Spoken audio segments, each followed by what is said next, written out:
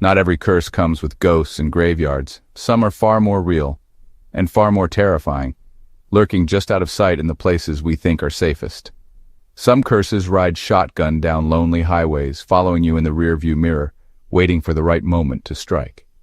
And if you had red hair in the Bible Belt during the late 20th century, you might not have made it home. For a generation of women, their only mistake was the color of their hair, a fiery beacon that drew the attention of a monster. From the late 70s through the early 90s, a chilling pattern haunted the forgotten roads of the southern U.S. These highways, stretching endlessly through fields and forests, became hunting grounds for a killer, or killers, who seemed to vanish into the night. Women with fiery red hair turned up dead, abandoned in forests, stuffed in drainage pipes, or left to rot along interstate ditches. Each crime scene was more gruesome than the last, and the victims all shared that one haunting trait: their unmistakable red hair. Lisa Nichols was the first known victim in 1984, found half naked in Arkansas.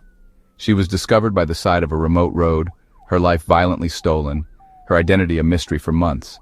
It took months to name her, but her killer? Still faceless. The investigation stalled, and the community was left with more questions than answers. Then came Tina Farmer, young, pregnant, strangled, and dumped in Tennessee.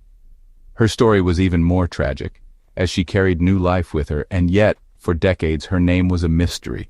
Her family left searching for answers that never came. For decades, her name was a mystery. The bodies piled up, and the pattern became impossible to ignore. The media called him the Bible Belt Strangler. Headlines screamed warnings, but the killer remained a shadow, always one step ahead of the law.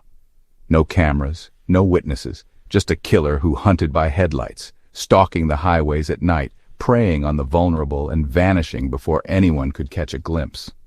Decades later, DNA led to a new suspect, Jerry Jones, a long-haul trucker with a violent past and a history of drifting from state to state.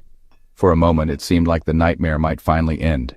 But before police could question him, he died, taking his secrets to the grave. The families of the victims were left with nothing but more heartache, and the truth slipped further away. Today, the case is still unsolved.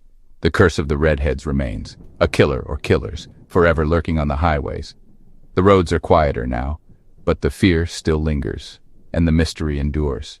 Subscribe, if you dare.